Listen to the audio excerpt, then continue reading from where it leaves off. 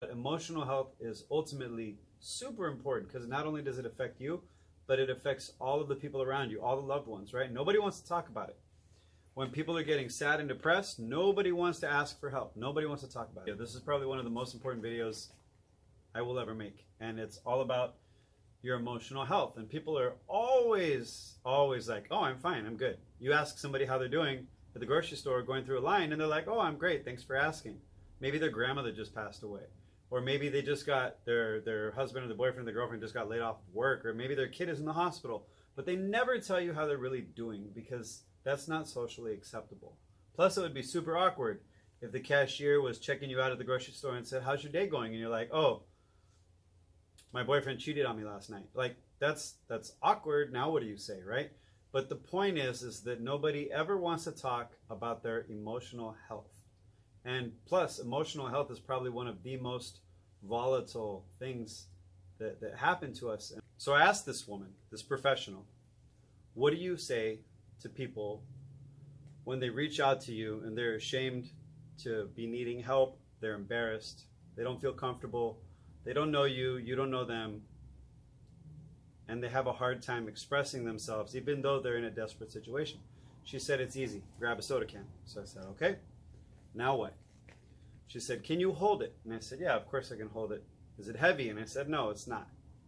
She said, could you hold it in your hand for 10 minutes? And I said, sure. She said, you're a pretty strong guy. You could probably hold a 6-pack in your hand. And I said, yeah. She said, could you hold that soda can in your hand for 24 hours without putting it down and without dropping it? With one arm, with one hand, could you hold it for 24 hours? And I was like, probably, but my arm was definitely going to hurt. She said, could you hold it for a month? And I said, no. She said, well, wait a minute. A minute ago, you told me that the can of soda was very light, that it was nothing, that you could hold a 6-pack or a 12-pack with no problem. And I said, yeah, but you didn't say hold it indefinitely for a month. And she goes, exactly. She said, we as people carry around emotional baggage. Everybody is carrying around emotional weight. Stuff happens to us on a daily basis. We go through breakups, family members pass away, we go through career changes. We carry around emotional baggage, emotional weight. And it seems light at first. It seems like no big deal at first. And for a little while, it is no big deal. But what happens if you don't find a way to rest? The little light stuff that you thought was no big deal is going to be weighing heavy. Heavy, heavy, heavy.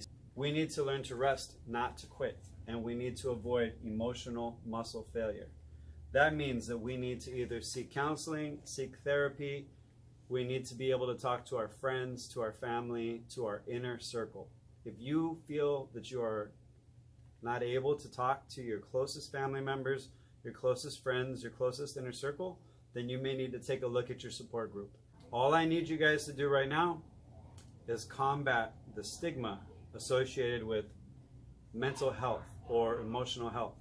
You guys need to let your family members know and let your friends know that you're available to support them, to talk to them. If they're having a bad day, they should be able to come to you, okay?